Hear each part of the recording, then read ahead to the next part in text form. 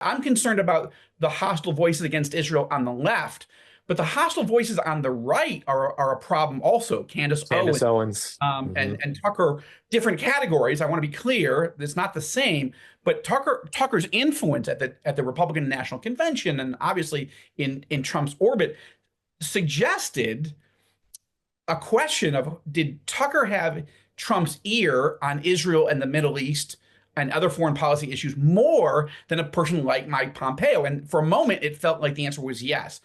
But the appointment of actually Mike Huckabee before Marco Rubio was very interesting. When have we ever seen a president-elect appoint and announce his ambassador to Israel before the Secretary of State? But both are friends of mine, and both are. Yeah. I could not ask for better choices. One more point on Huckabee. This is the first time that a non-Jew, that a Gentile, has been appointed as ambassador to Israel by an American president in about 20 years. So that was historic. But I think much more importantly, this is the first time ever that a devout, outspoken evangelical follower of Jesus Christ has been appointed to this position. And Huckabee could not be, no one could be better in this role than him. But that sent a very reassuring message to me, as well as many millions of evangelicals. Wow, okay. So I'm not sure what happened with Pompeo, but if you're going to have Rubio and Huckabee and Stefanik and Hegseth and others on your inner circle, that's pretty amazing. Chris, again, what's your read on that? And then we'll get to the prophecy side.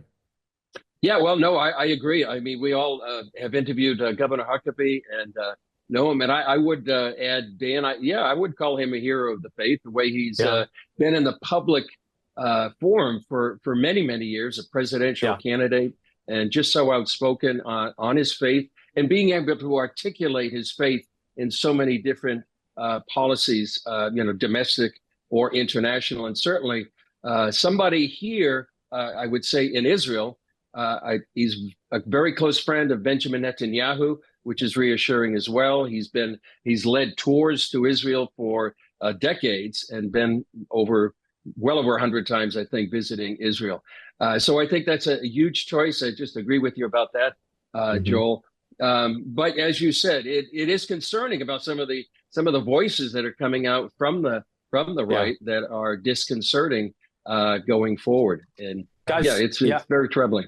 There's an important name, Joel, that you didn't mention, and Chris as well, and that was the former Israeli ambassador, David Friedman, who is also a stalwart, a bulwark supporter of President Trump with his White House conservatism. He helped broker the Abraham Accords. I didn't see the Governor Huckabee pick selection being tapped as the next ambassador here. I didn't see that coming. I'll be honest with you. I should have. I thought almost for certain that it would be David Friedman, and David Friedman is a powerful and resounding voice around the world, and he's for Israel, for issues, and so I still think maybe there's a role that David Friedman may play in the next administration as well. So we haven't heard his name really tossed around just yet, but I'll just say one thing, Joel, back to you though. Tucker Carlson is, he's a very brilliant guy. We know that it's not that he's not smart, but he is deceived. Candace Owens, and again, brilliant, articulate, but completely deceived on the Israel, on the Israel. I want to say the issue. It's not that it's the issue, but Israel is the tip of the spear.